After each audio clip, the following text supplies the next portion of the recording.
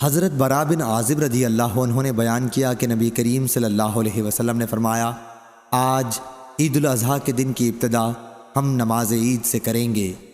پھر واپس آ کر قربانی کریں گے۔ جو اس طرح کرے گا وہ ہماری سنت کے مطابق کرے گا، لیکن جو شخص نماز عید سے پہلے ذبح کرے گا تو اس کی حیثیت صرف گوشت کی ہوگی جو اس نے اپنے گھر والوں کے لیے تیار کر لیا ہے،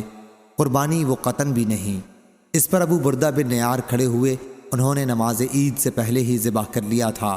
اور عرض کیا کہ میرے پاس 1 سال سے کم کا بکرا ہے، کیا اس کی دوبارہ قربانی اب نماز کے بعد کر لوں؟ حضرت صلی اللہ علیہ وسلم نے فرمایا کہ اس کی قربانی کر لو، لیکن تمہارے بعد یہ کسی اور کے لیے کافی نہیں ہوگا۔ مطرف نے عامر سے بیان کیا اور ان سے برا بن عازب رضی اللہ عنہ نے کہ نبی کریم صلی اللہ علیہ وسلم نے فرمایا، جس نے نماز عید کے بعد قربانی کی اس کی قربانی پوری ہوگی اور اس نے مسلمانوں کی سنت کے مطابق عمل کیا۔ صحیح بخاری حدیث نمبر 5545